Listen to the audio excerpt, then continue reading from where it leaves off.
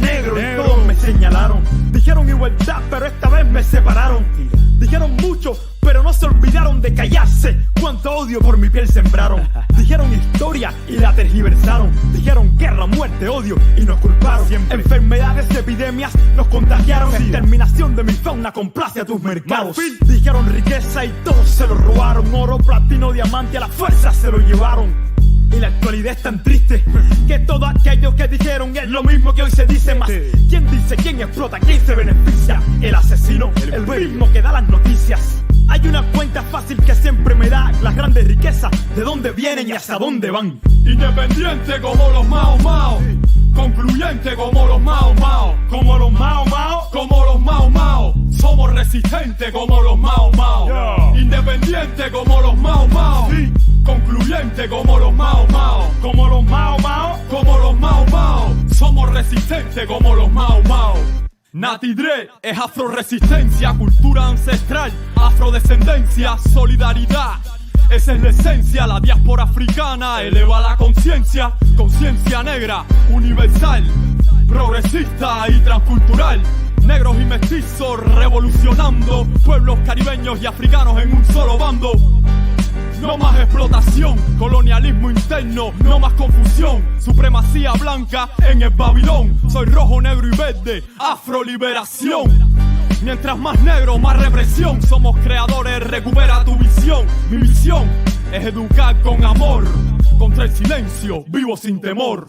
Independiente como los Mao Mao, concluyente como los Mao Mao, como los Mao Mao, como los Mao Mao. Somos resistentes como los Mao Mao, independiente como los Mao Mao, concluyente como los Mao Mao, como los Mao Mao, como los Mao Mao. Somos resistentes como los Mao Mao.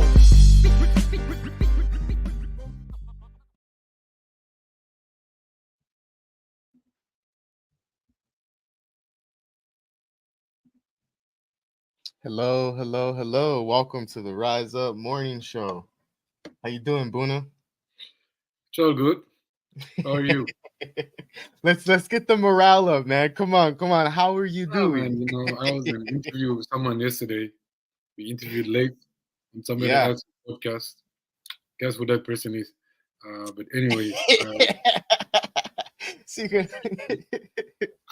Yes. Interviewed yesterday. I think you should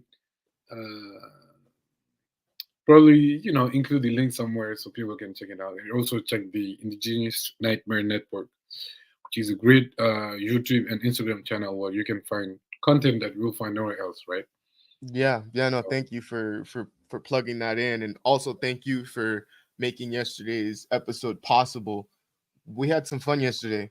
It was a good conversation. I really enjoyed having Leith on, and again, thank you for making that possible. Next time, though, you're not going to be a co-host. You're going to actually be a guest, and we're going to learn about what you do and how much you put into there. But we're discussing in the private chat. I hope everybody likes the new intro. It's not finished yet, so that's kind of like a rough draft. Me, Natasha, and somebody else will be getting our hands dirty. Trying to clean it up a little bit, make it look a little bit more clear. Add some videos. Buna's in the private chat, like, where's my video at? You guys didn't use my video. Other people weren't supposed to know. People weren't supposed to know. No. I noticed exactly when you noticed, and so again, that's just mental notes have been taken. And some things need to be changed, even with our background as well. We're going to be moving some things around. But I hope everybody likes the new intro. We put a lot of work into it. Me and Natasha stayed up real late, especially since I'm on the West Coast and she's on the East Coast. We have, a huge time difference. Buna was knocked out. Fernando was knocked out, being that they are the French Connect and they come from across the pond. I know you don't like when I use that. No, Natasha will be with us today. Again, we have a very special guest. Gerald Horne will be coming on very shortly. But before then, we're going to get directly into what we like to get into, which is straight out news analysis, giving our thoughts. And so the first story that we'll be going into, and this will be a show with hopefully with only one or two decolonial interludes, just for time constraints. But with that being said, I'm going to share my screen and go right into it. So it says right here, BBC and Fox News in line of fire for embedding journalists with Israeli military in Lebanon. So if anybody has been or watches mainstream media just to kind of get a perception of what false narratives are being put out there in order for, like, me as a broadcaster, me as someone who's a journalist and compiles evidence, you know, to support what I'm saying, I do look at different websites. I do look at different organizations, and I have the full understanding that some of these organizations are directly connected to Zionism. They're connected to U.S. imperialism. They're funded to propagate false myths. And so Press TV is not that. And so that's why I heavily rely on Press TV, and I believe everything that they state because they have been covering what's going on in Palestine and West Asia, the bombardment in Lebanon. They have covered a multitude of you know, they've even exposed Indigenous Peoples Day so far as last year. So yeah, BBC, Fox News in the line of fire for embedding journalists with Israeli military in Lebanon. So they're actively having reporters basically video what would be considered settler colonialism. So this would be Christopher Columbus having a cameraman and having a spokesperson and them going around and seeing him pillage, you know, certain, you know, his people, you know, because we also have to, you know, remember that he never made it to to Turtle Island. So that was a false narrative that was propagated, that he was here, and no. I've seen numerous videos already of these individuals propagating these lies that they're there to liberate a certain group of people, or they're there to, you know, because they've been encroached. Sorry if you guys are hearing F-22 fighter jets.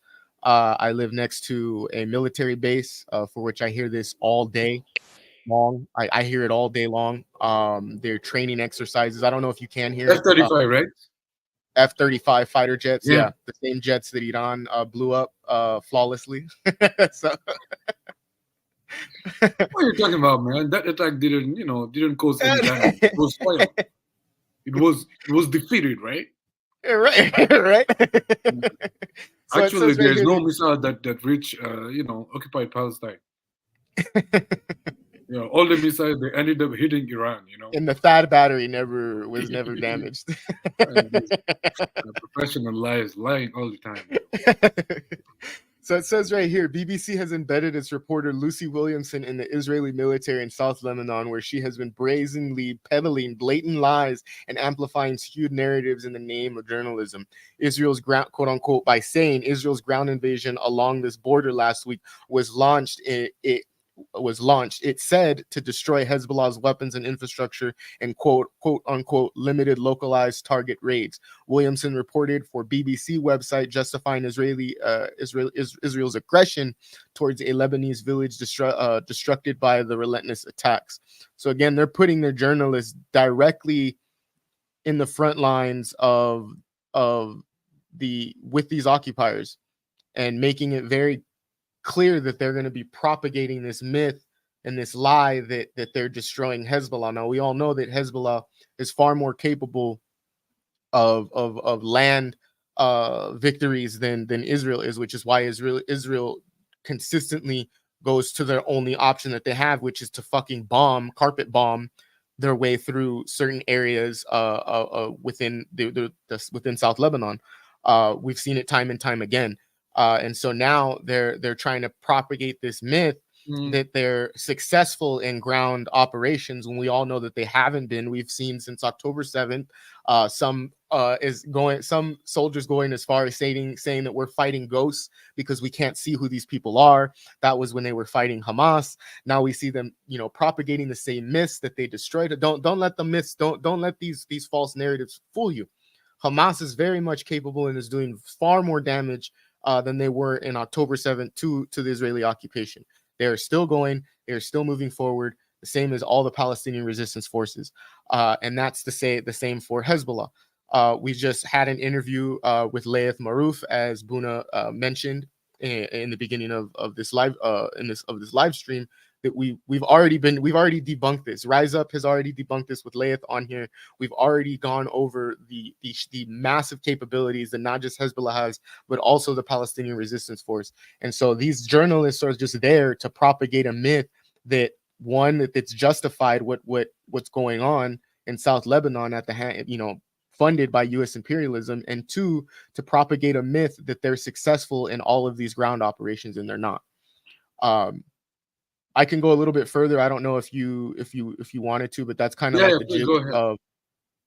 Okay, all right. I think we started right here. Yeah. Okay, so it says Williamson, reported as an embedded journalist in the Israeli military, has once again raised questions about the impartiality and objectivity of mainstream Western media outlets like BBC. We've stated the BBC is a Western funded media outlet, so it propagates mainstream media myths and lies. Says activists say that Williams owned by the state, and it's owned by the state. Yeah, it's not Williamson, for example.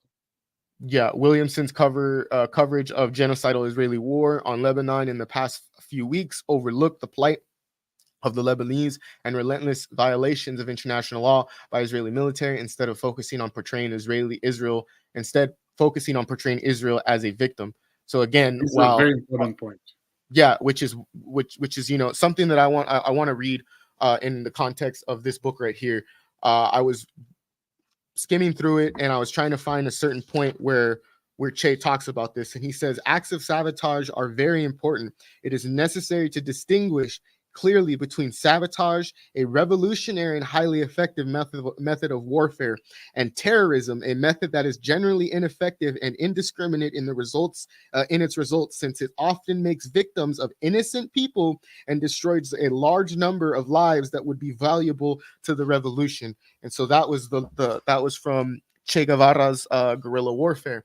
So we directly see that the resistance forces have consistently stated that they are targeting military infrastructure, not civilian infrastructure, not hospitals, none of those. Military infrastructure. So that's sabotage under the guise of guerrilla warfare. That's sabotage. What Israel is doing, carpet bombing, killing thousands of people, again, that through the words and the eyes of Che Guevara are valuable to a revolution and to a resistance front, are terrorists because they kill them. So again, the narratives here are Israel through the lens of BBC is that Israel is a victim, but yet they propagate thousands of victims with the atrocities that they have. Thousands. So I don't know if you want to continue, because I know we're pressed for time, and I didn't want to take up all. I think the party of the Jews highlighted. I think it's key because it shows the full complicity of the whole Western media, and politicians, right? Yeah, most politicians, I would say, because obviously in some countries you have like some, few political parties that are denouncing, like in Spain, for example, they are very vocal on their, condemnation of the Israeli genocide and Western support, but there's still a minority within those countries, I think. I'm talking about the politicians, right? When it comes to population, unfortunately, some people are just indifferent because the price of, oil hasn't increased yet. So some of them don't see the direct impact on their lives. And I think the majority of the people, including the West, are outraged.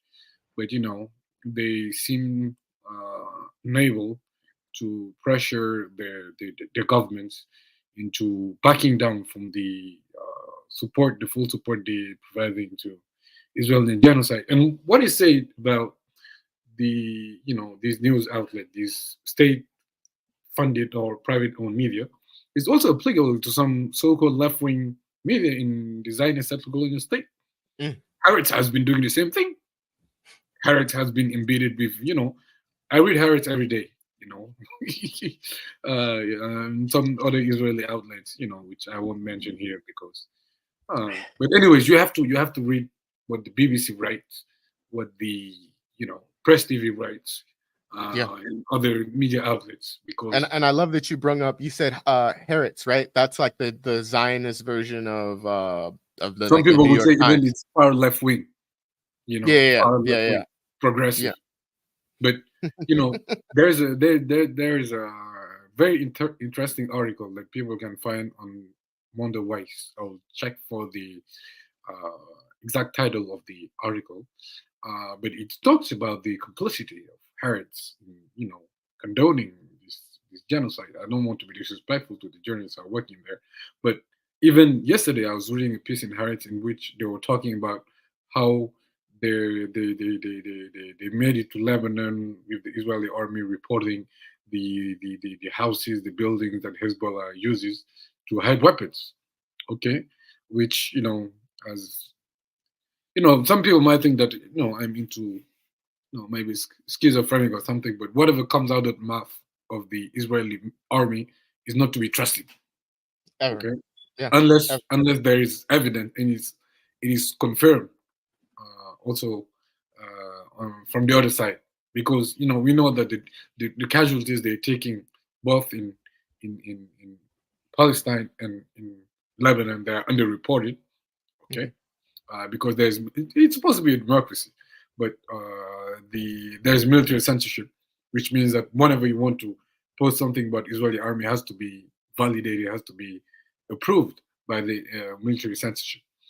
And I mean, I was watching, when they announced that they killed Hamas leader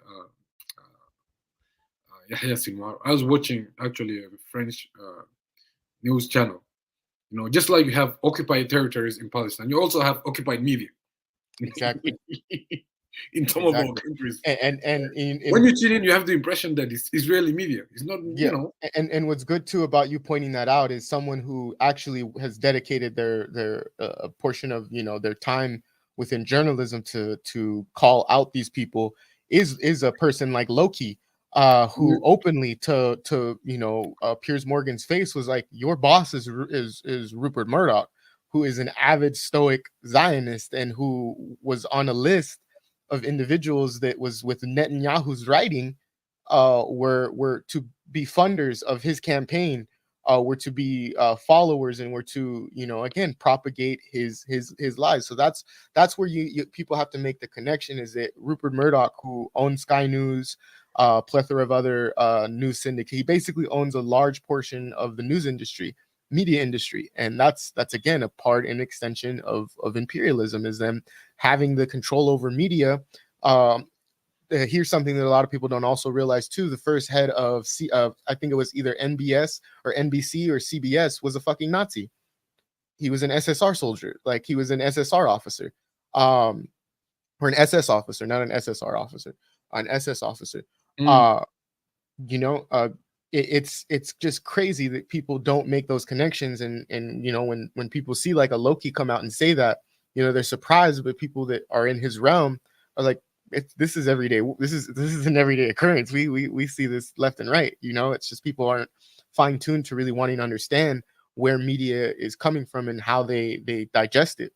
And you made a valid point. Is you go through, you take a page out of someone who also I take a page out of. What I feel is Dr. Horne. Dr. Horne reads almost everything, and he's stated it on multiple occasions. He was like, I was checking the Washington Post, the New York Times this morning, and they were talking about these reports of wherever it might happen in the world, and he's been doing that since he was 12, apparently, because he started selling newspapers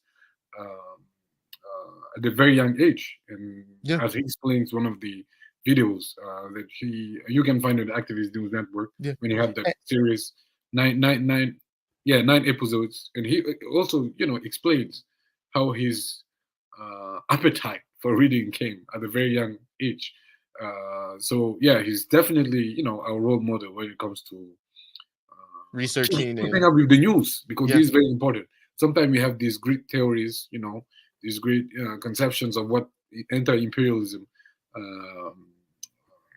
fight should look like, but many of us are not keeping up with the news, not only in the US or in France or in the West, but Exactly. globally in the South China Sea, in Hong Kong, in Africa, in Latin America. So we should diversify and also try to get reliable information from as many sources as possible. And I just wanted to make a point, regarding building on your point that you made on Rupert Murdoch.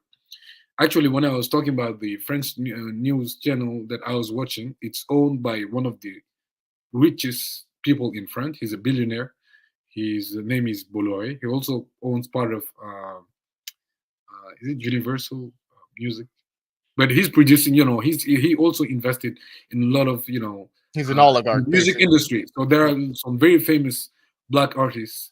Okay, where you have a contract with the company for which he's a stakeholder, and he also owns some powerful channels here in France, news outlets and newspapers, and it's far right wing. I mean, it's white supremacist, ideology, which he has been propagating for several years now. And if you study his how he became so rich, he built his empire on the ruins of French colonial empire in Africa. Okay, he also owned in countries like Cote d'Ivoire, Ivory Coast, which is on the western part of Africa. He owns maybe last time I checked it was 90% of the media in that country. He owns them.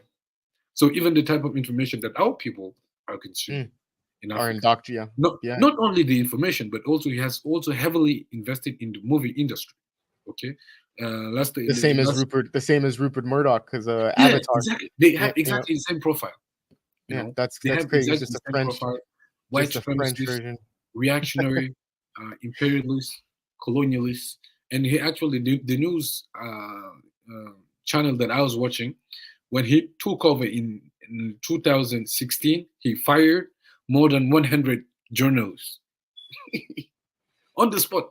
If you don't Yeah. agree with a That's white supremacist, imperialist, colonial agenda, you're out. And while we were talking, I found the article that I was referring to about Haaretz.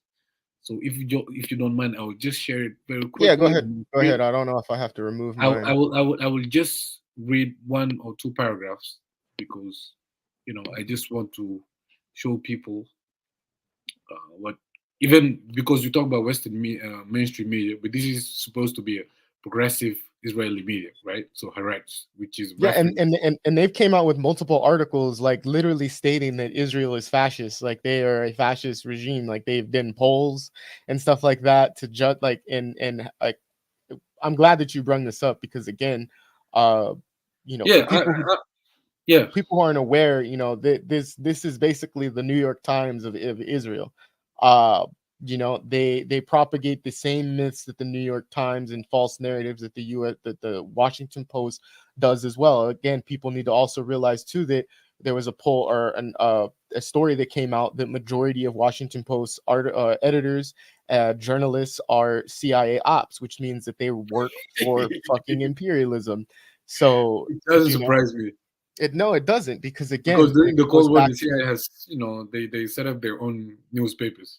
yeah, and I also want to mention too, this hold on, I forgot I wasn't this article right here specifically, it highlights that there has been deaths, there has been actual deaths within journalism in West Asia. But most importantly, this article that I'm getting ready to show you right here says Israel-Gaza war has taken an unprecedented toll in Gazan journalists since Israel declared war on Hamas following an attack against Israel on October 7, 2023. As of October 17, 2024, CBJ's preliminary investigation showed that 128 journalists and media workers were among more than tens of thousands killed in Gaza, the West Bank, Israel, and Lebanon since the war began, making it the deadliest period for journalists since CPJ began gathering data in 1992, which means this is the first time that they'd seen that mass of casualties within the realm of journalism, covering the atrocities that U.S. American imperialism and European imperialism inflict on West Asia. That is wild. that is wild to know that they're at a stage now where they've never seen this before. And this is the Committee for Protected to protect journalists. It's wild. And their peers in the Western media won't say anything about it.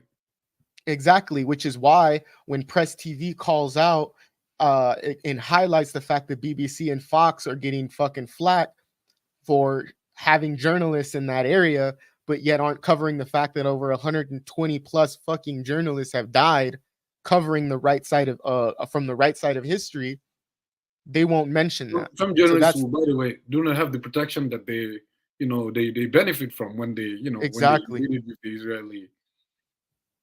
Exactly. So I mean, so outrageous. I mean, yeah, I figured that's the episode for today, guys. No. Yeah, so I just wanted to read a very quickly paragraph from the article. Yeah, go ahead. Yeah, it will only take 2 minutes. So the title is How Haaretz Has Aided Israel's Genocide in Gaza.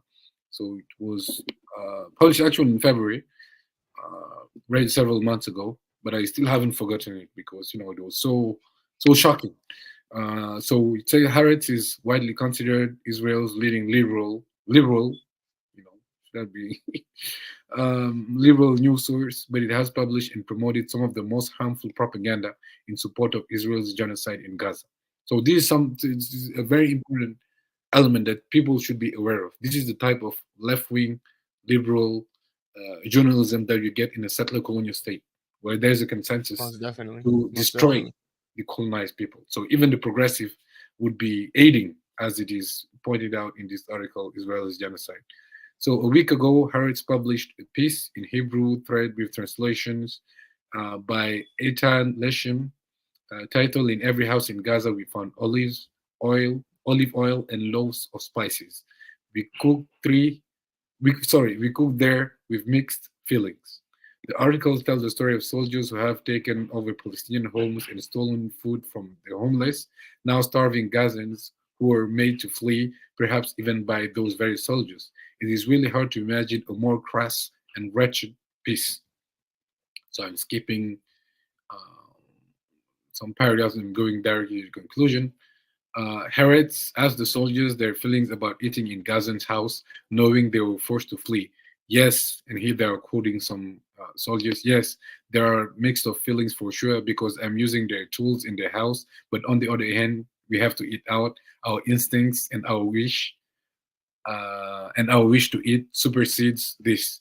Any mixed feelings the readers might hold have been assuaged by knowing that Israel is flattening Gaza anyway. So what difference does it make? It is important to clarify that these are abandoned homes, some of which are destroyed or are planned to be destroyed, and this is how we fight in Gaza. So these are, soldiers of the Israeli genocidal forces still, talking. This is how we fight in Gaza. We flatten Gaza and we have to eat. I want to vomit. But this is not just about them consuming food. This is about Haaretz producing such an outrageous lifestyle piece from the midst of genocide and its liberal readers consuming it as inspiration. Haaretz has become a place where its readers, like the soldiers in the story, can, quote, turn the food into a place of sanity, unquote, amid a genocide. This is what Haaretz has been feeding us, dangerous genocidal propaganda, and so to make us feel good about it, I have canceled my subscription. Exactly. So it blows my mind because they sit there and they'll read, or regurgitate, basically we don't care that we're enacting settler colonialism. We need to eat, and regardless of that fact, we're going to carpet bomb these places regardless. So I don't care. That's the ideology and the mindset of these individuals that are inflicting nothing but pain, sorrow, destruction, and genocide in West Asia, all for what? What they classify as the betterment of Israel and what we classify as the expansion of U.S. and European imperialism in West Asia. We have our guest here with us, so I don't know. Would you like to just take a quick break before we bring him on, or do you want to? No, I think he's already waiting, so we can. Okay, all right, we'll get right into it. Yeah. So this is a perfect transition to our guest because we'll be discussing the contradictions of the left-wing nationalism. We've talked about left-wing Yes. nationalism in Israel. So today we're going to, with our guests, we're going to discuss left-wing nationalism in the US, but globally, the Western left-wing, and their assault on so-called wokeness and identity politics. So today we have a very, very special guest. He's probably one of the favorite guests of our viewers of the Rise Up Morning Show. So our guest is a historian and longtime political activist in anti-racist, Pan-African, and working class struggles. He holds the Moose Professorship of History and African American Studies at the University of Houston. He has written over 40 books on a wide range of issues, including Black internationalism, the music and film industry, imperialism, class struggles, settler colonialism, and white supremacy. His most recent books include I Dare Say, which is a Gerald Horne reader, which we'll be discussing today during the interview. And his latest book is Armed Struggle, which came out over the summer, I think, in July. Armed Struggle, ? Panthers and Communists, Black Nationalists and Liberals in Southern California through the 60s and 70s. Gerald Horne is also a permanent guest of the radio show The Horne Report, which people can find on Diasporic Music, which airs on Black Power 96 radio on Sundays at 3:30 p.m. Eastern Time. He's also the co-producer and host of Freedom Now, a weekly Pan-African internationalist and anti-imperialist program which airs on KPFK 90.7 FM on Saturdays at 11 a.m. Pacific and can be found at kpfk.org. Both shows will play on Activist News Network YouTube channel, where you can also find the episodes of a weekly program that Gerald Horne is a permanent guest of, which is titled Around the Horn, that people can find on the Activist News Network YouTube channel. So, Dr. Horne, thank you very much again for coming back on the show, and welcome back to the Rise Up Morning Show. Thank you for inviting me. So, as I was mentioning, you're a permanent guest of the Horne Report, which airs on Black Power 96, that people can find on Black Power 96.org and the YouTube channel of the Activist News Network. And during the last episode of the Horne Report, you were quite hard. I don't know, maybe I should put it another way, but I didn't find another term. You were quite hard on some of the so-called left-wing pundits or activists who seem to have intensified their crusade against identity politics, right? Or so-called wokeness, which, we see as a disguised way of continuing the attack on Black freedom struggle, or maybe a way to keep Black people in check and remind them that they will always need to be guided or advised or rely on the expertise of, so-called liberal or left-wing whites in their own struggle for liberation. So as we shall see, this is not the first time that you are alerting people on this what you call left-wing white nationalism, which is an article that you wrote a few years ago. I think it was in 2022, and an article that people can also find in your reader on the either Gerald Horne reader. So as a first question, I wanted to ask you if you could give us some background on why during the latest interview on the Horne Report you went so hard on those left-wing white nationalists. Well, first of all, let's take the terms. As I say in the article that you cite in the reader, we should no longer see it as coincidental that our so-called friends on the Euro-American left oftentimes invent these rhetorical devices that are then imported into the overall arsenal of the settler ruling class. I'm thinking of, for example, the term political correctness, for example, which was all over the airwaves a few years ago. It seems to have dissipated. And even the term identity politics, which is used by some of our friends so-called on the left to defame the Black liberation struggle. What's remarkable is that it betrays an abysmal ignorance of history. For example, if you look at the history of settler colonialism in North America, a phenomenon with which many of these folks on the Euro-American left are obviously ignorant of, certainly the term settler colonialism, as it applies to North America, is not part of their ordinary vocabulary. Although, interestingly enough, some of them apply it to historic Palestine. And if I were an Israeli, I would ask them about that particular contradiction, which seems to suggest hypocrisy. But in any event, if you look at whiteness, for example, a term that many of these folks accept rather blithely, it's a totally constructed identity. It's an identity that, as I point out at length in my book, The Dawning of the Apocalypse, that arises in the context of Protestant England seeking to fend off the Catholic powers led by the Iberians, particularly Spain, in the 1500s. They were outnumbered. Speaking of the Protestants, after all, Martin Luther did not defect from the Vatican until 1517, and Protestantism didn't sweep London until the 1530s.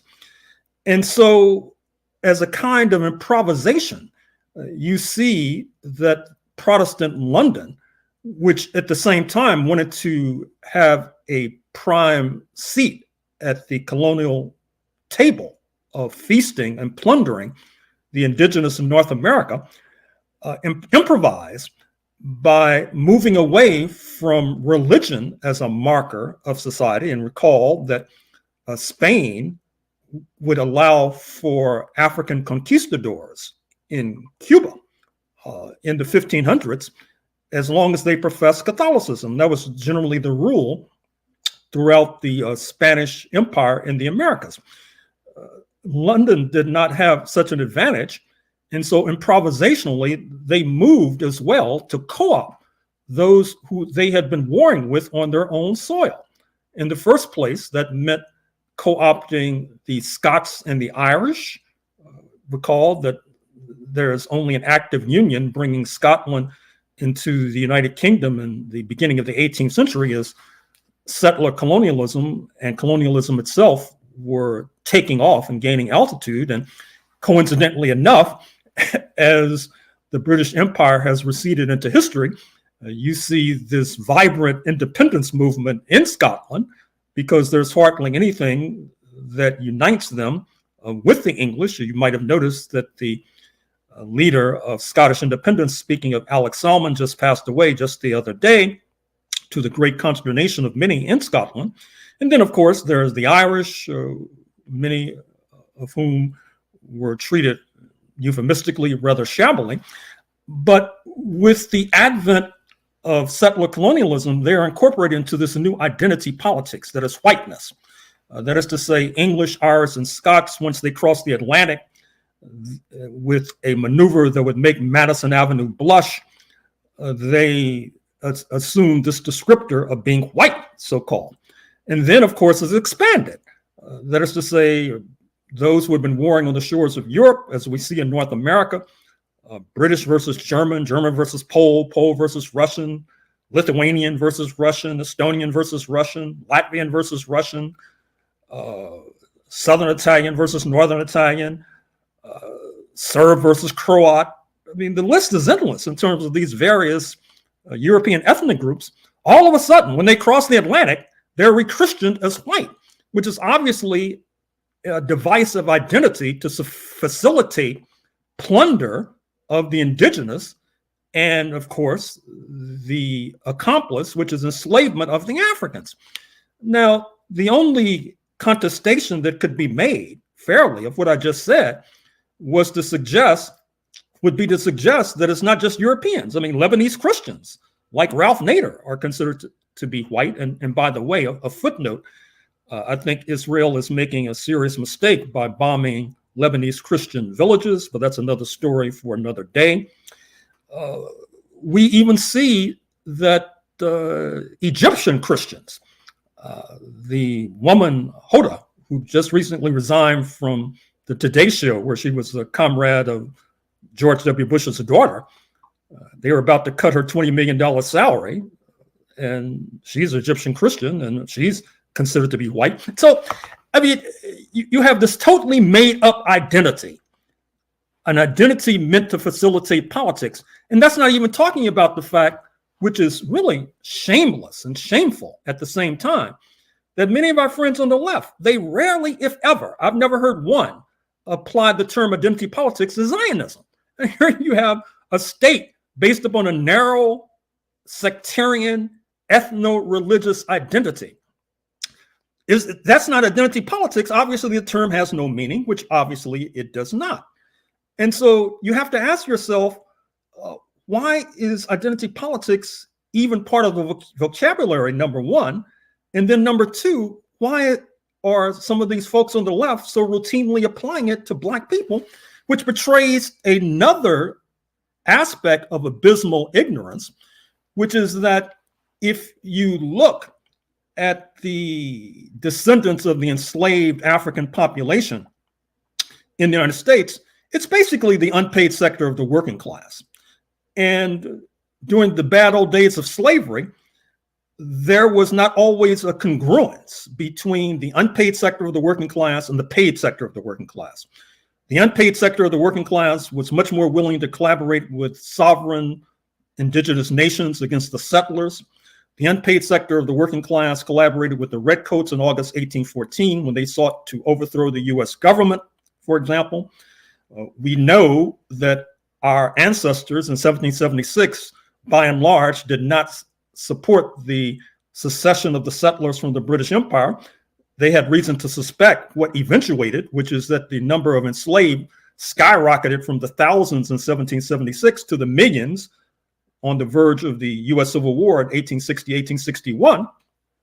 And so by somehow narrowly applying the term identity politics to Black people, these folks on the left are also betraying an ignorance of the class question, which is what supposedly they're in favor of, because the question of Black people in the United States is basically a conglomeration of unresolved grievances and issues stemming from enslavement, be it police terror, which of course was visited in profusion upon our ancestors, be it the disproportionate sighting on death row, for example, executed by officers of the state, be it police terror. I mean, the list is long.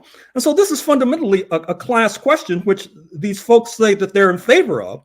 They say that they're against identity politics because they say that us, Black people expressing identity politics, complicates, if not negates, the class question.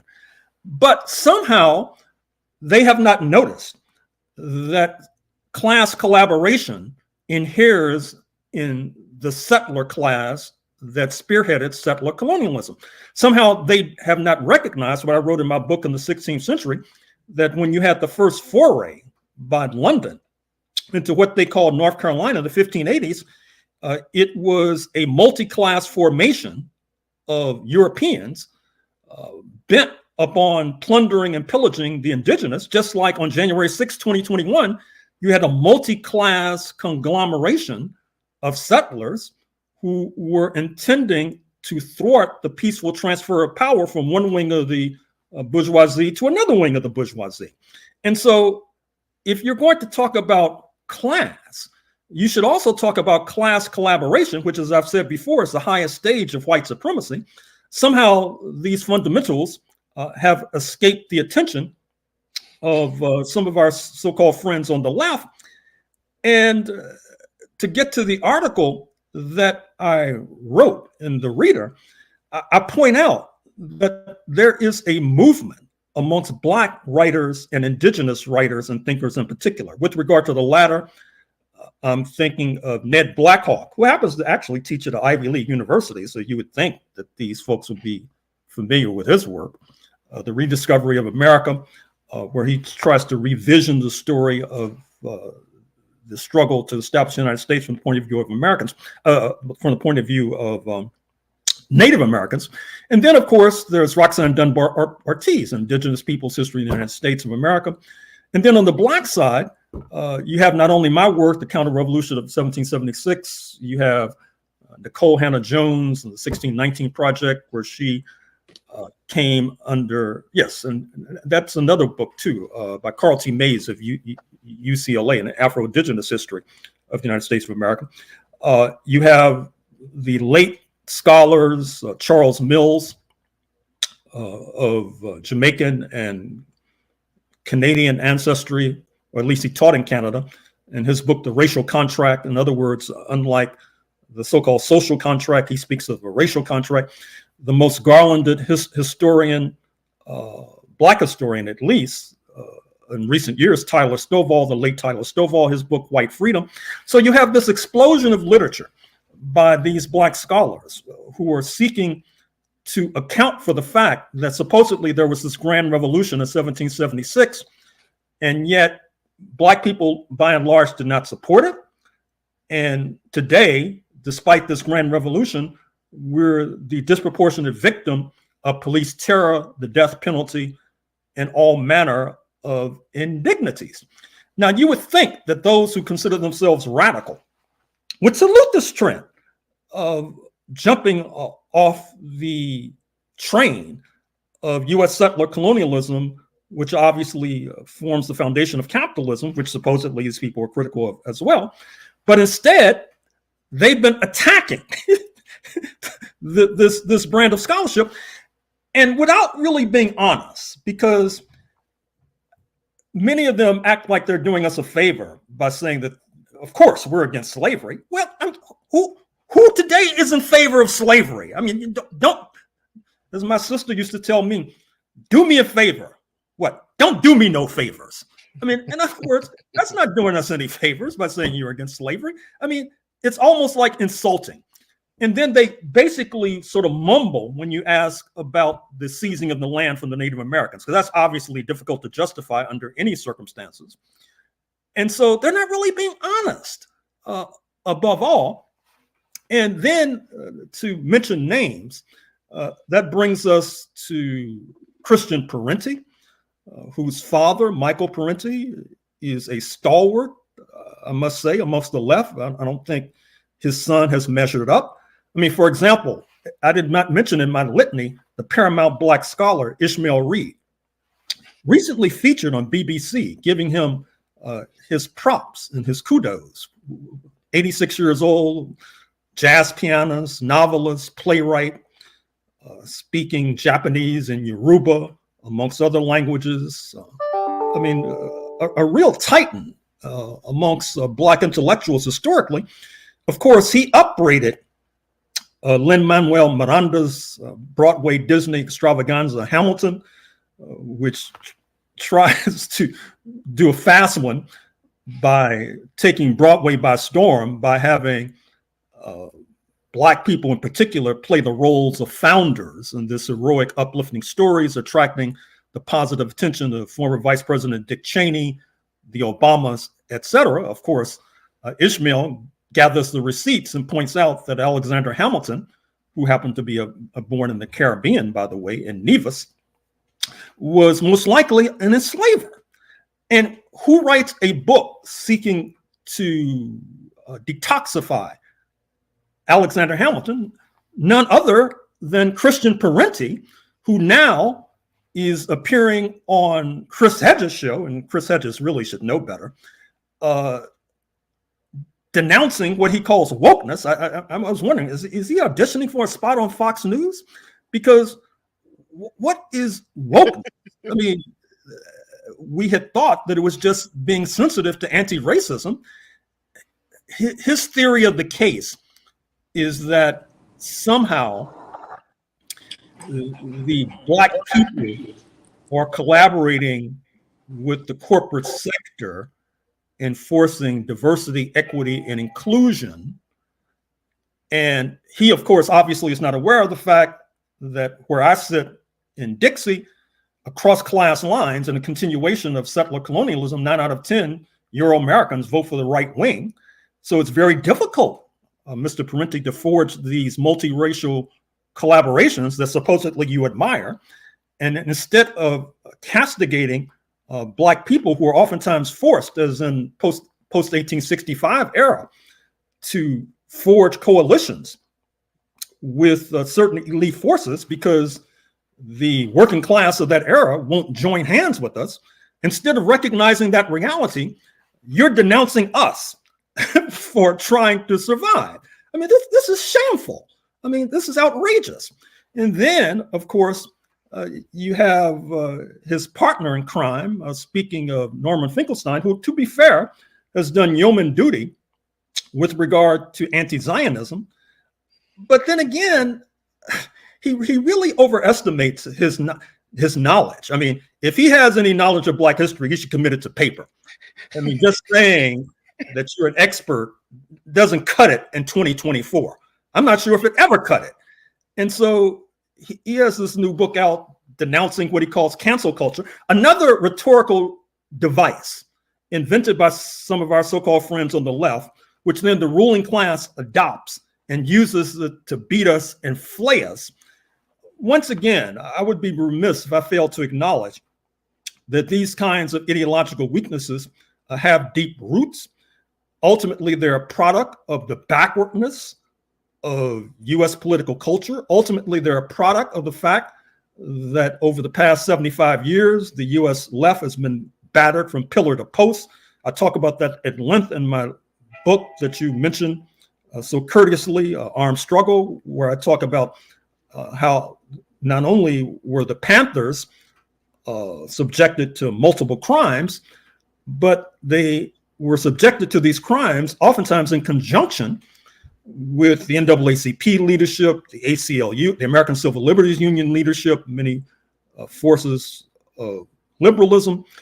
And this brings me to another point, which is that after all I've said, you may ponder and ask yourselves why it is that some of your erstwhile comrades who affixed the label Black Power to their various enterprises, why did they read verbatim attacks upon my work attacking 1776 and the founding of the United States of America?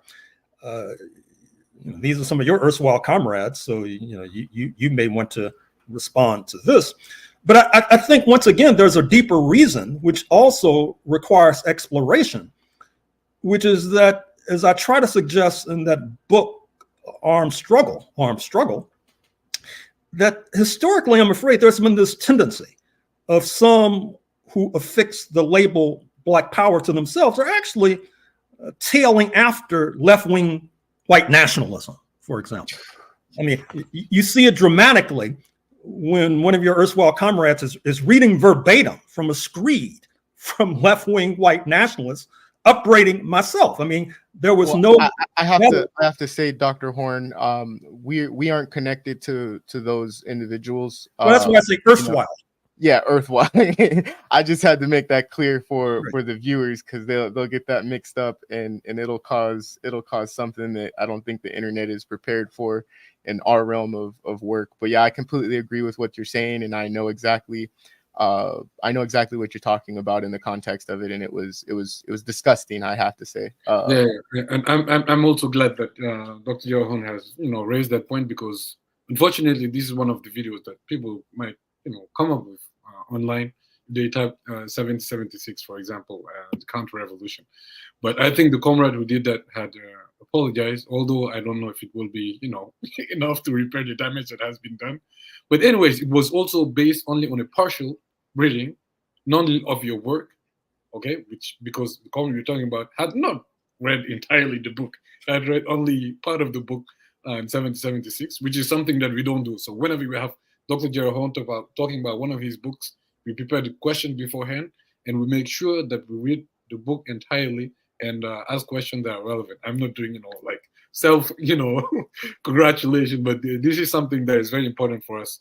We have to read carefully and be respectful of the work that our elders, like Dr. Gerald Horne, who is not only national treasure, as some people have referred to him on some programs, but international treasure for Black people in general, not only in the US but worldwide. But this has this is the type of incidents that we should definitely avoid. So whenever we are talking about the book of our people who have preceded us in the Black freedom struggle and are still active in the Black freedom struggle, we should make sure that we read their work, we respect their work, and also I think it was shameful to use the work of a white Trotskyist to attack the scholarly work of Dr. Gerald Horne. But this is just a footnote I wanted to make. Sorry for that. As I said, it's not just myself. I mean, it's an interesting division of labor because there are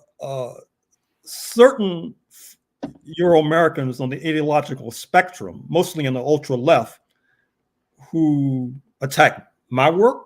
But it's interesting, they mostly attack my work on 1776. I don't know if they've even read my work on the 16th century, my work on the 17th century, my work on the 19th century, particularly August 1814, when the U.S. Negroes in Washington, D.C. helped the British invaders to burn down Washington, D.C., sending President Madison and his girlless spouse Dolly fleeing into the streets. I'm not sure if they're familiar with my work on Brazil, where I talk about the role of U.S. enslavers in terms of ensuring that Brazil has the largest Black population west of Nigeria. Now, these are supposedly revolutionaries. That is to say, these Euro-American revolutionaries saluting what they consider to be post-1776 revolutionaries, yet they're captains of the slave trade.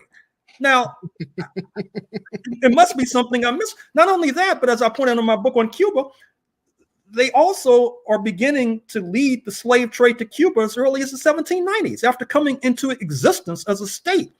And so obviously this is not just coincidence, unless you're a coincidence theorist, that obviously there is something deeper involved. And rather than keeping up with the literature, rather than keep being sensitive to the plight of oppressed nationalities, those who are victimized by settler colonialism, victimized by white supremacy, victimized by capitalism, imperialism, they side with the capitalists and imperialists in upbraiding and denouncing those of us who are speaking out on behalf of the oppressed. And I must reiterate, you have certain Black folk who I guess don't know better, who then tail after them for whatever reason. As I say, I see it as an expression of ignorance. I see it as an expression of opportunism. I see it as an expression of ultra-leftism, quite frankly. So this is the sad state of affairs that we face in October 2024 as we stare down the barrel of emerging fascism. There is reason for that on these shores, given the ideological weaknesses that I've just made reference to. Yes, and I just want to highlight. I extensively went after when that time period came in, and the time period that you're speaking about. I extensively went to bat for you to make sure that people understood that I think you're falling for white supremacist talking points, aesthetics. You're doing what would be considered and classified as the white man's bidding when you try and pitch yourself against someone like Dr. Horne and try and discredit someone who for 40 plus years has dedicated his life to making sure that people understood what's going on from a decolonial perspective, and even just from a historical perspective.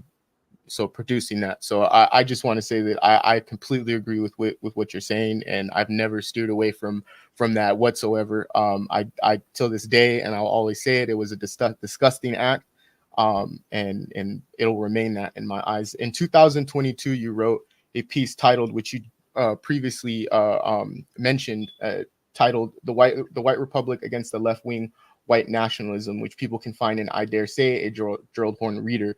In that article, you trace the origins of whiteness, which you just previously went over in brief, which has been the most violent and deadly form of identity politics in the U.S.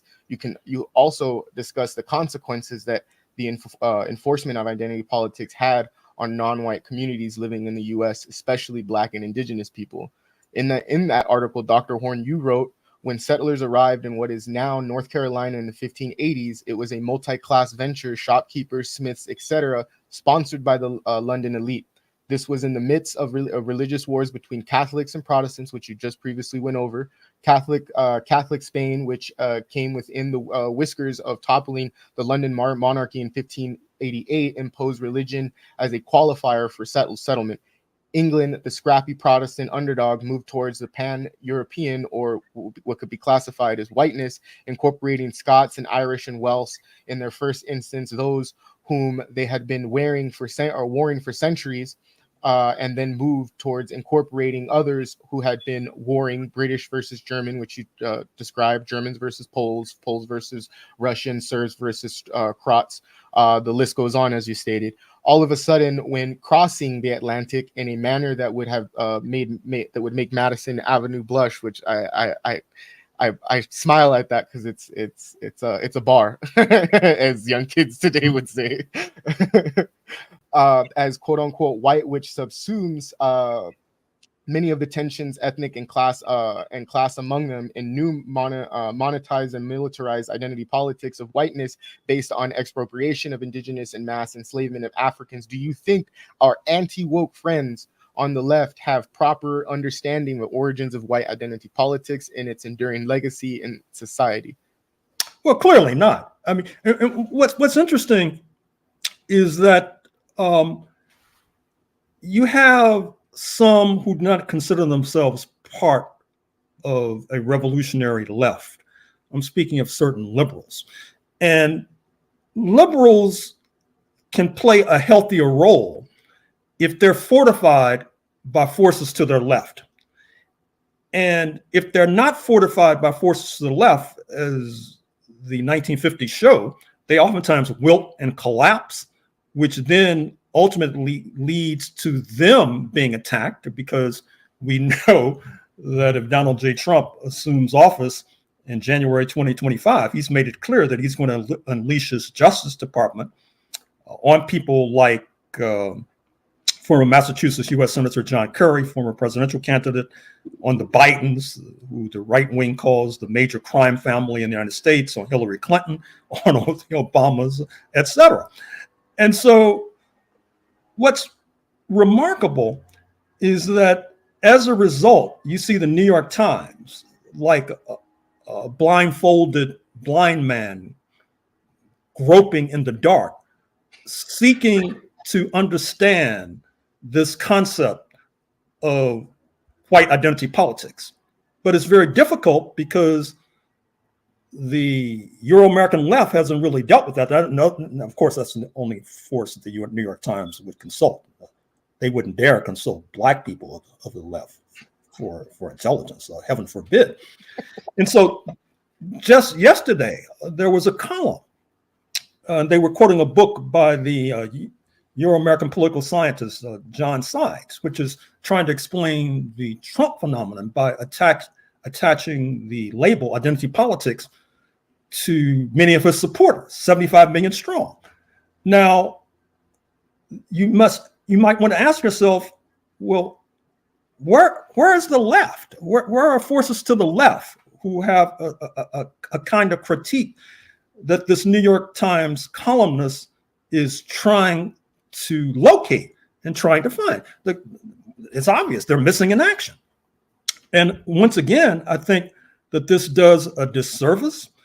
This does a disservice to the revolutionary movement. It even does a disservice to liberalism.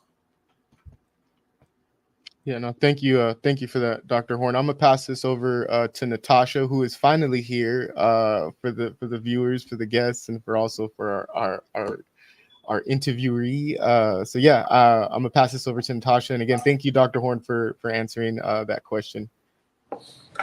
Hi, Dr. Horne. It's great to have you here on the show.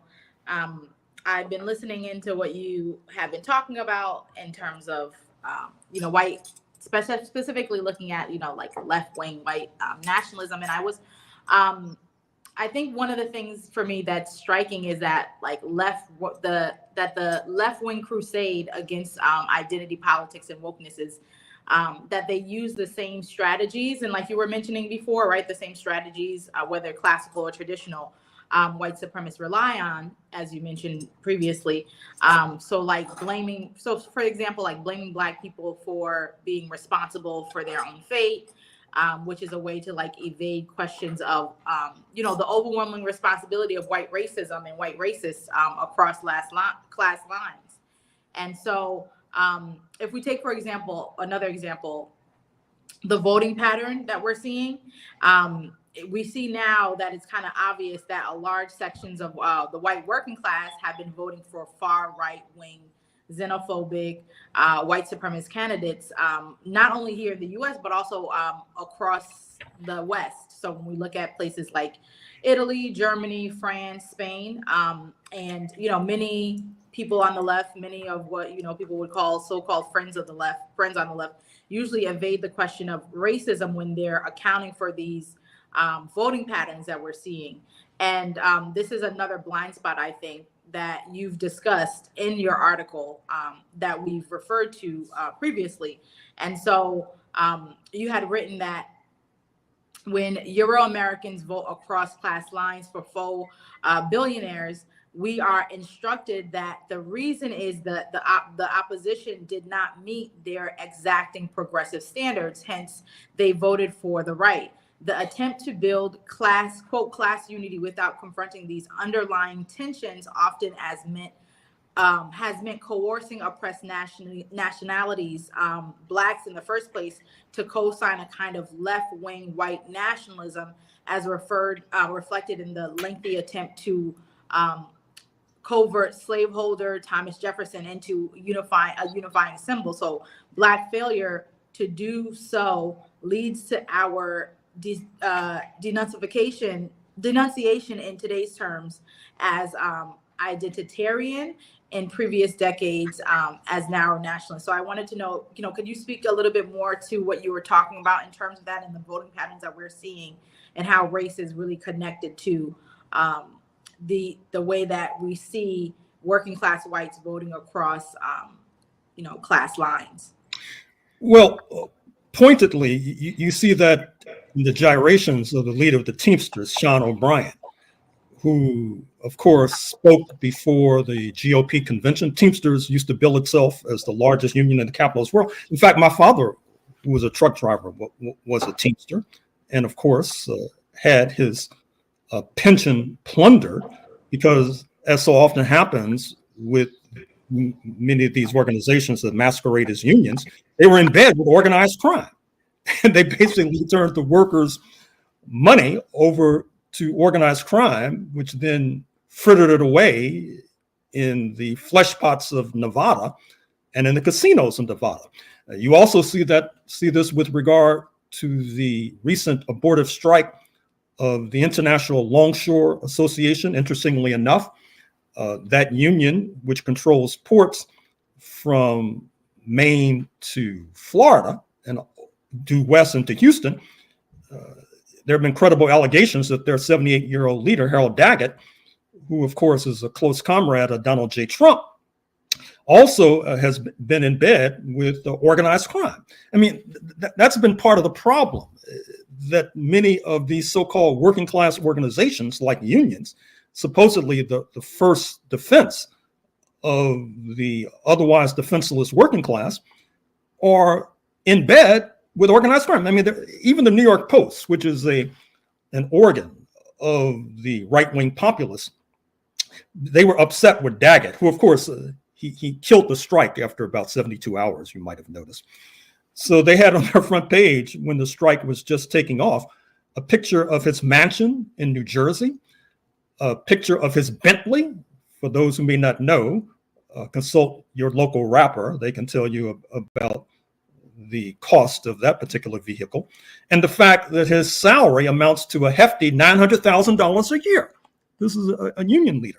And so what happens is that our friends on the left, they spend so much time fly-specking Black people, forcing us to get in line, presumably so they can lead us, actually. I think that's part of the problem. They're upset that we're not tailing after them. And so they, in return, attack us for being practitioners of identity politics, while, of course, ignoring what I just said, the initial identity politics, which is that which constructed this identity of whiteness based upon class collaboration. As we speak, I'm writing a book on slavery in Washington, D.C. And just before I came on camera, I wrote a line quoting the former enslaving Senator James Hammond of South Carolina from the 1840s, where he said, thank goodness for enslaving of Africans, because it helps to curb class contradictions between and amongst people of European descent, the settler population, by instead defaulting to a kind of racial caste system. That's his term, not mine. And the sort of dynamic that Senator Hammond espied about 150, 180 odd years ago is still in operation today. And it's obvious as the nose on your face, but somehow it's escaped the attention of some of these folks on the left who style themselves, some of them at least, as scientists of society. And the latest maneuver, which I did not detail in the article that you referenced, is that many of these so-called leftists, they're denouncing what they call campism. Now, I'm not sure if you're familiar with that term, but I consider myself a proud campus. I'm part of the anti-imperialist camp. I'm part of the anti-racist camp. I'm part of the internationalist camp. What they fail to acknowledge is that Black people historically, because of the adverse conditions we faced in North America, not least being the unpaid sector of the working class and not necessarily being on all fours with the paid sector of the working class, we've had to internationalize our struggle. That's why we aligned with the Haitian Revolution. That's why we aligned with socialist camp in the 20th century, the anti-colonial camp in the 20th century, etc. And so rather slyly, some of these folks on the left are trying to detach us from what saved us and what's rescued us and leave us in the grasp and in the grips of the none too tender mercies of those who would behead us.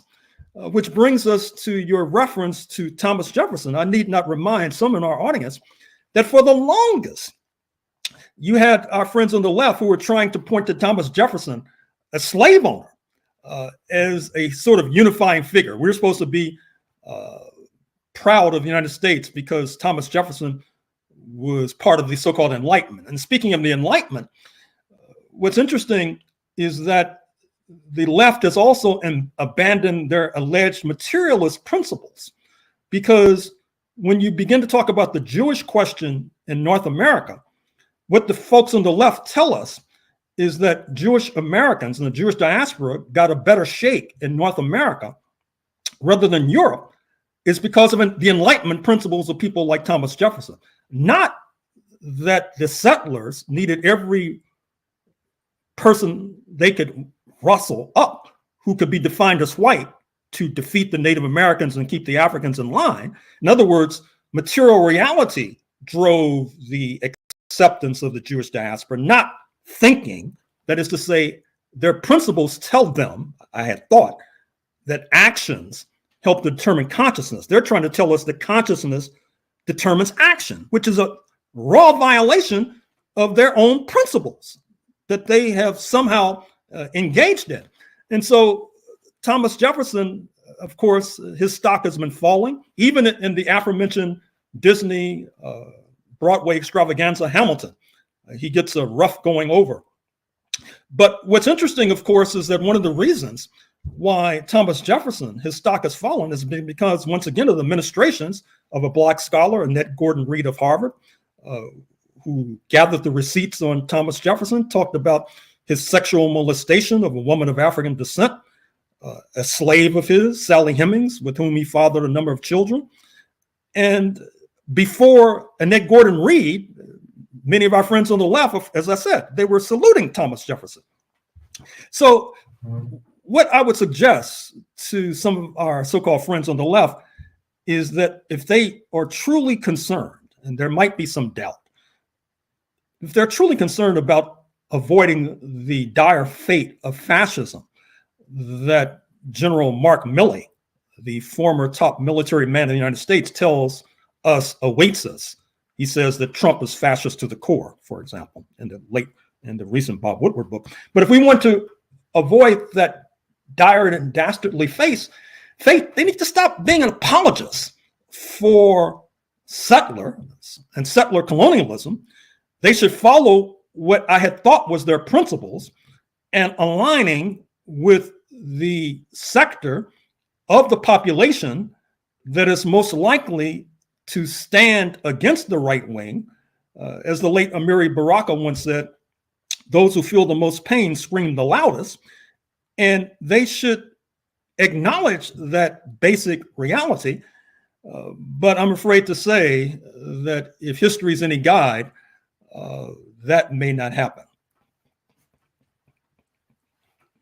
Thank you for that, Dr. Horne. So in addition to some of the factors that you've mentioned, which account for the, the position, the assault of on so-called wokeness and so-called identity politics from some of our so-called friends on the left, I think there are two other factors that we might need to take into account. One of them being intellectual dishonesty, which you've made reference to. The fact that they don't want to take into account, the fact that, for example, the reality of class collaboration, and also the fact that, there can be another explanation for the fact that many of the white voters across class lines, they do vote for white supremacist candidates, saying that they vote for Trump because they didn't get a better deal from the opposition. I think it's a pure propaganda. As a famous comedian in France used to say, it's like people saying, I don't like fish, I don't like meat, so I'm just going to eat shit, right? So he's saying this is not a rational explanation, right? And the other factor, I think, in addition to intellectual dishonesty, is I feel that they're politically cowards, because I'm saying this because I've noticed that most of their targets are soft targets. Okay, what I mean by that, I don't mean to disrespect those people that are singling out, but I've noticed that most of the people who've been the target or the black faces of identity politics are not revolutionaries themselves. They never refer to themselves as revolutionaries. So you mentioned Norman Finkelstein, for example. He spent a lot of pages and time attacking people like Barack Obama, who last time I checked is not a revolutionary. Even someone like Ibram Kendi. So I also think that there's a part of political cowardice from these people. So I was wondering if you agree with that diagnosis, which I made when I started reading those people. Well, of course. And there's another aspect too, which is, it's very curious. I think I mentioned that in the aforementioned article in the Reader, which is that these attacks on identity politics, somehow it does not rise to attack feminism, for example, which has become a creed espoused by many Euro-American women, even though, of course, many of these folks on the left had little to say. I'm not even sure if they realize that a majority of Euro-American women across class lines vote for the right and will probably do so as in 2024 as they did in 2016. And so in terms of soft targets, they could turn their floodlights, they could turn their spotlight internally in terms of the various sectors of the settler population, which they could, under their logic and reasoning, accuse of being followers and espousing so-called identity politics. But they do not do so. But I think that, once again, part of the fundamental flaw is that they don't understand history, not only the history of settler colonialism, but if you look at Reconstruction, which, I mean, if you're going to talk about US politics, you have to have some sort of understanding of the post-1865 period, the first burst of abolitionism and anti-slavery, spearheaded by the emergent Republican Party. And they should ask themselves why it is that those few Black people who could vote voted for the party of capital, speaking of the Republican Party. It's not as if that was their choice. It was the fact that the Euro-American working class of both the North and the South joined hands on behalf of the Democratic Party, which had an armed wing called the Ku Klux Klan, which terrorized people, both Black people, both North and South. Now, these are the ABCs of politics. And there's a peculiar kind of malfeasance and nonfeasance that allows one not only to speak, but to write books to memorialize ignorance, a big abysmal ignorance of the ABCs and the fundamentals of US politics.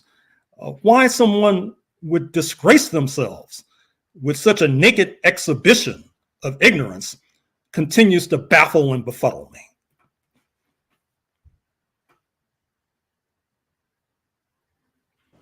Yeah, thank you for that, Dr. Horne. I want to say, as always, it's a pleasure to have you on. I'm hearing myself right now. I don't know if maybe someone else has their speaker on. There you go. All right.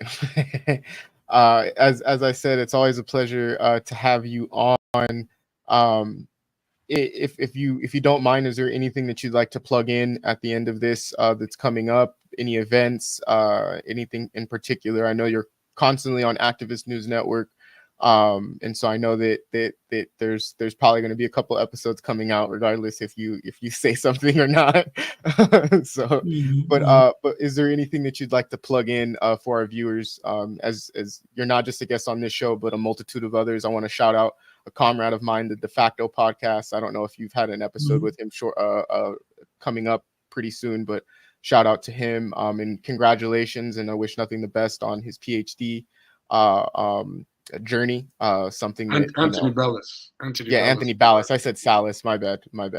But yeah, anything that you'd like to plug in? Well, I'm doing a YouTube with these comrades out of Hong Kong on Monday. And actually, we'll be exploring some of the same territory on Monday that we have explored today.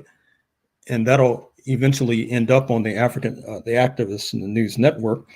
And I did the broadcast Wednesday, October 16th, about international events, talking about the crisis in West Asia in particular, which is really spinning out of control as we speak. And once again, it betrays a fundamental misunderstanding of the question of Zionism by some of our friends on the left. You would think that they would have knowledge of Zionism. Those who follow me know that I oftentimes make the point that if you look at the Jewish diaspora and settler colonialism, the brains of the Confederacy, Judah P. Benjamin, was of course a Jewish American, the Confederacy being the slave-owning state set up between 1861 to 1865. As I often mention, as I did on the Activist News Network on Wednesday, October 16th, Derrick Henry, the bruising running back of the Baltimore Ravens, hails from Yulee, Y-U-L-E-E, Florida.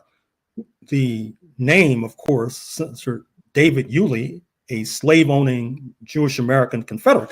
I mean, you could, of course, speak about Jewish Americans and talk about the Jewish American left, but it would be misleading and misguided to leave out these other forces, because then you couldn't explain Zionism. You couldn't explain why the Zionist lobby weighed in to defeat members of the Congressional Black Caucus like Jamal Bowman of Bronx Westchester or Cori Bush of St. Louis, for example. In other words, you wouldn't be able to do an accurate and adequate analysis unless you factor in all of these different points, which I mentioned last night, as noted, and I mentioned here, and I mentioned it repeatedly. But I think you mentioned it almost 2 years ago on my podcast when we did. Exactly. I mean, but, one of the things, I often say about the United States, if you want to keep it secret, publish it in a book, because people don't read. But I'm also beginning to think they don't necessarily listen either. So obviously that there's something deeper. There's some sort of ideological blind spot that hampers the absorption of reality. And I think part of it has to do with, if you do a closer inspection of the Trump base, which I think is 75 million strong and is multi-class, just like January 6th. There are CEOs, there are declassed elements, there are military veterans, there are shopkeepers, there are Teamsters, etc. And many of these folks are really afraid of change, and they're afraid of the future. And I think that this leads to hysteria.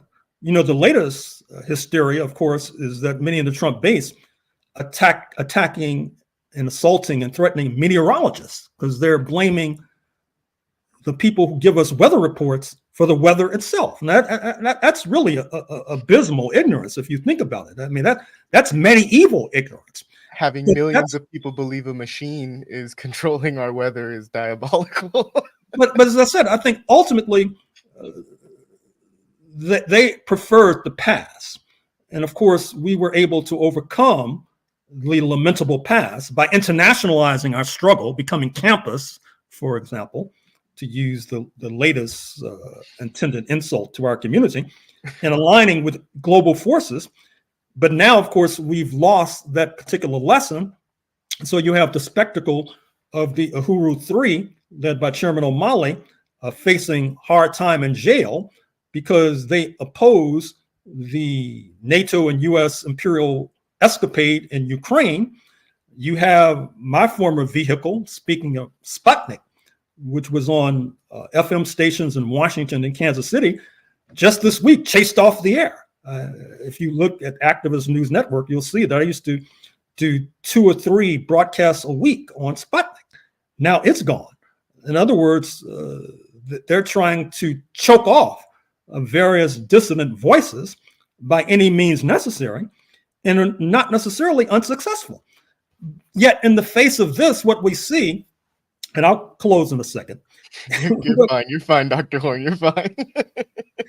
What we see once again, not to put too fine a point on it, is some folks who really should know better, who are spending good time, wasting page after page, assailing cancel culture, so-called, assailing DEI, diversity, equity, inclusion, assailing identity politics. And I'm not even sure if they're aware of the true constellation of class and ideological forces in the United States of America, which is what they should be focused on. Yes. And while we have you on air right now, I want to ask you 2 things, and these are just, it doesn't have to go into long form dialogue. They're just literally 2 questions.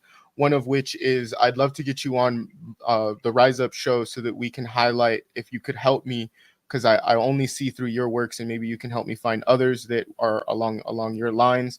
My ancestor, Marian Anderson, she didn't have any kids.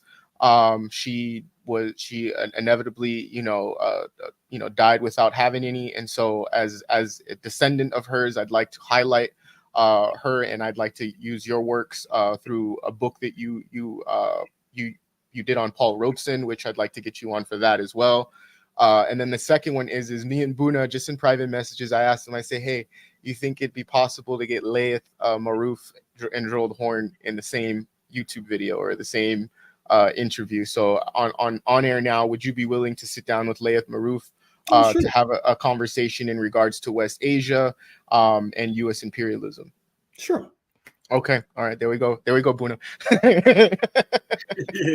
And talking about books, there's a project that we're working on with Dr. Horne. So we hopefully we'll have it more often on the Rise Up Morning Show on a monthly basis, because we want to have a program that is dedicated to, some of the books that he mentioned during the interview today. So if you go on the Activist News Network, there was a program that we launched earlier this year. It was called Maibuye. We did 4 interviews with Dr. Gerald Horne and Paul Robeson, based on books, his books. So Paul Robeson, the first one, Shirley Graham Du Bois, Haiti and White Supremacy Confronting. And the objective is to continue on the Black Power Media still think of the name we're going to pick for the program, but it's going to be monthly program, hopefully 1 hour long, because we don't want to make it too long, but it's going to be a monthly program, and we're going to discuss some of the books that Dr. Horne has kindly mentioned during the interview today. So the book on Brazil, The Deepest South, Race to Revolution, the book on Cuba, Black and Red, which is on Mexican Revolution. Is it Black and Red? No, sorry. Black and Brown. That's Black and Brown. Yeah, thank you. Black and Brown. Facing the Rising Sun, which is on African American engagement with Japan, and many other books that hopefully will call the books on Zimbabwe, from the barrel of a gun, and many others that we'll hopefully be able to cover in the upcoming months with Dr. Gerald Horne, whom we'd like to thank once again for taking the time to come on the Rise Up Morning Show and sharing his wisdom and his attacks against the left-wing white nationalists. He's standing his ground. That's what this is. That's what this is. We're going to send him to Chris Hedges and Norman Finkelstein. Right on. All right, thank you, Dr. Horne, once again. Natasha, did you have any last remarks before Dr. Horne heads out? I don't have any last remarks, but I guess I have kind of a little bit of a question statement, Dr. Horne, just thinking about, left-wing white nationalism and, you talking about settler colonialism and, the creation of the settler colonial state and the movement for, white people across classes to be voting for, right-wing people. And I'm wondering, which is also like a thought I'm having, is it also, because I know you were saying like they're afraid of change, but is it also that part of the reason why they're having this kind of like cross class solidarity is also to preserve their, the assets that they've gained through, settler colonialism, like to make sure that they hold on to the land that has been claimed, to make sure that they hold on to the status that they have, and to obviously the fruits that come with the type of destruction that led to them gaining all of what they have today. If my question kind of makes sense. Well, yeah, of course it makes sense. And assuming that these madmen in Washington don't blow up the world, our grandchildren, when they look back historically, will be, I think, astonished and astounded by the kind of wealth that was expropriated by these settlers in the Americas, in Africa.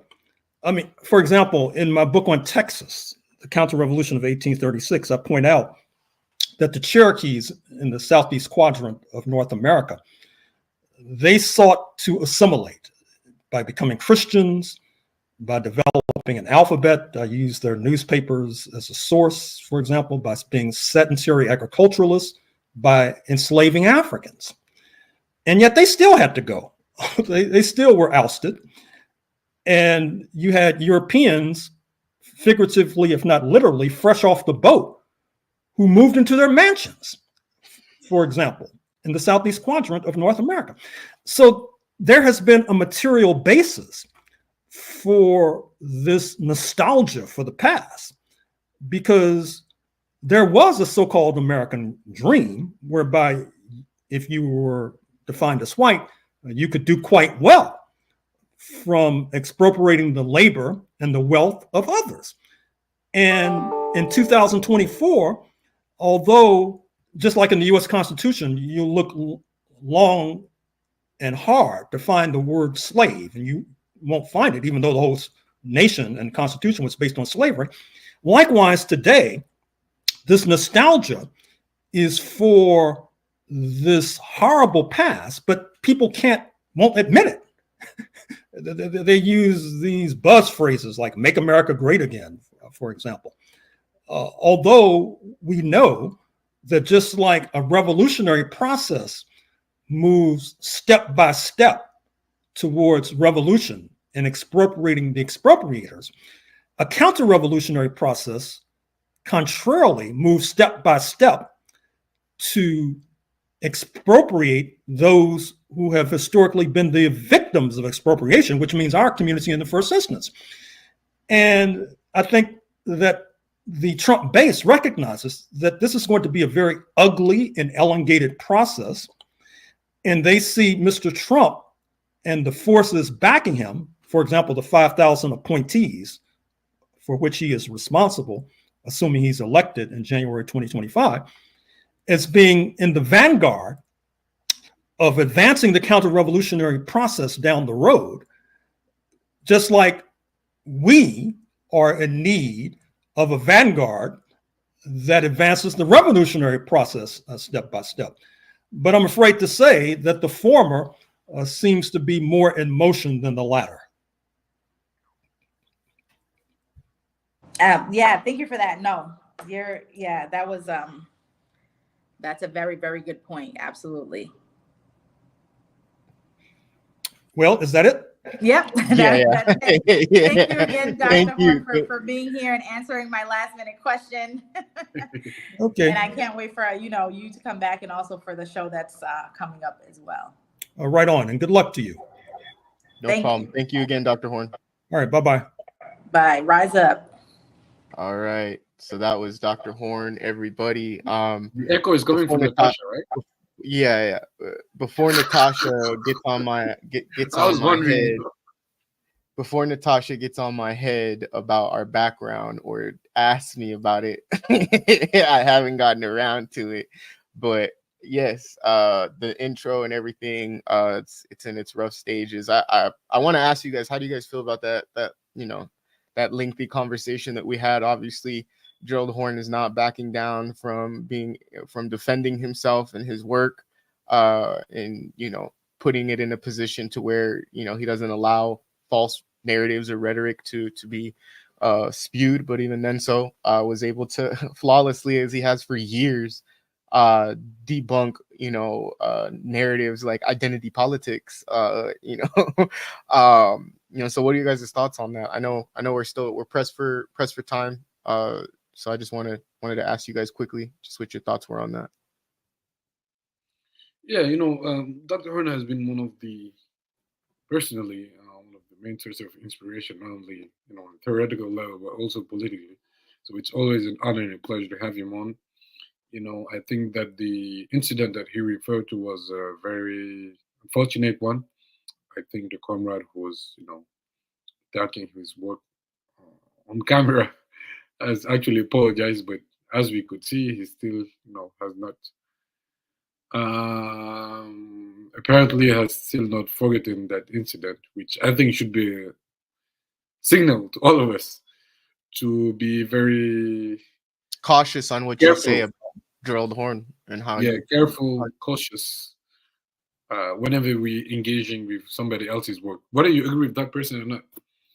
You have to be very honest. You have to be very rigorous, hardworking, because it takes time to read Gerald Horne, because he has written so many books, and you cannot just base your assessment of somebody else's work based on somebody else's writings about work that you haven't even read, and also somebody else's politics that you do not necessarily share.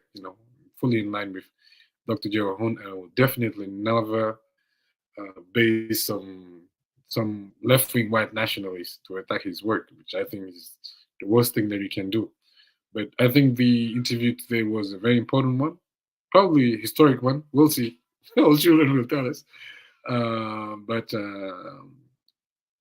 people like Dr. Horne don't get the coverage that they deserve. So it's very important that we give him the type of spaces, especially among people of African descent, indigenous descent, to be able to reach those people whom he's been fighting for decades now. Yeah, I would also say that I think, it's a very important, worthwhile conversation. I think, especially when, you know, the point that he made about needing to have a, you know, like a left, for lack of a better word, like a left leaning base that supports, like, you know, revolutionary work when it comes to, you know, Black people, because white people, they have their stuff ready to go, right? He said, you know, the people supporting Trump and thinking about and you know, white nationalists, left-wing white nationalists, they're thinking about how, you know, in the future, what the steps will be, or what the steps they need to take to maintain, you know, all the material that they plundered from all of, you know, the different peoples that they've stolen from and that they've genocided and all that other stuff. While we, you know, we don't have that. We don't have that kind of like strong support, you know, across class lines in the way that we need to. And so I think like it's very, very important for those particular reasons. I mean, amongst other reasons too, but you know, for me, that's one of the things that stands out. I think it's really, that part is really important in terms of us thinking about what the current climate is today. You're on mute, Isaac. I do that all the time.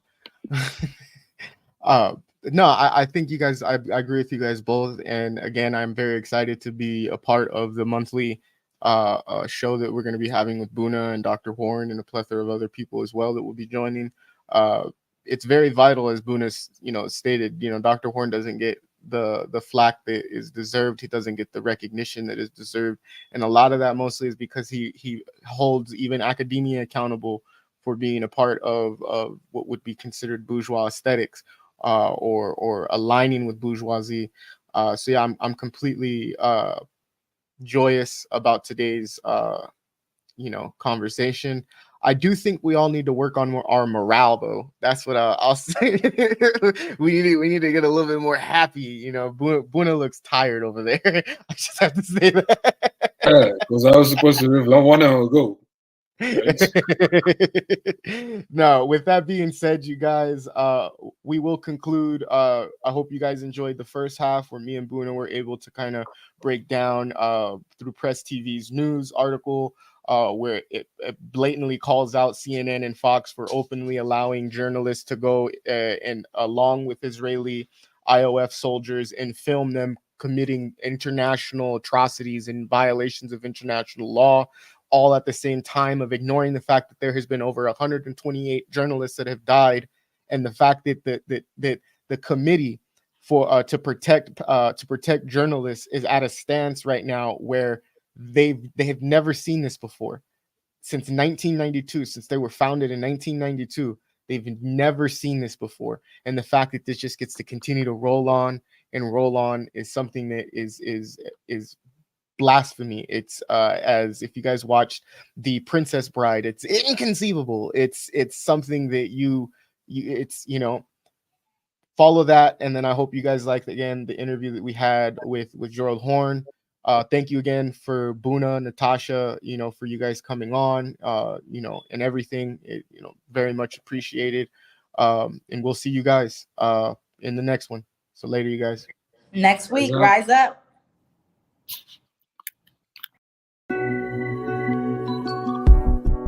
Sometimes the riot is a quiet one, or the battle is to love yourself and function in society where voices of reason are muted by anxiety, like gaining notoriety is selling your soul. So we tend to go no deeper than the shallow water level, trying to keep us overhead in the face of all the slurs and the stares, mentally frozen, paralyzed by fear of failure and success. So we lock, stock, barrel, running while it's crumbling. All these towers and they're babbling, but the baby's in the bath and the stash under the bed on my head, spinning from the circles and the puppets and the strings that they pull. Then we move. Reactionary warfare never produces when it's on the field. Feeble and foolish. What tools and what weapons are we using? We need some new ones. Real revolution. It's real solutions. Where we've taken on the ways of the ones who conquer with their guns and religion and division. Got my inner me looking like my enemy. Real revolution. Where my inner me really a mirror for the galaxy. New time, brand new paradigms, new contracts to sign. They thought that this would all be televised, though it's happening right before our very eyes. It's on the inside, with their guns cocked. When that rock drops, standing on the rooftop, praying that the mountaintop can live inside the valley. People tell me the reward is somewhere off in heaven, like heaven's only in the sky. Like chariots are swinging, like God is something separate from yourself, from your wealth, from your lover, from your neighbor. Oh, your savior, it's coming in your own name, coming with the face the same. Real revolution, it's real solutions. Where we've taken on the ways of the ones who conquer with their guns and religion and division. Got my inner me looking like my enemy. Real revolution. Where my enemy is really a mirror for the galaxy.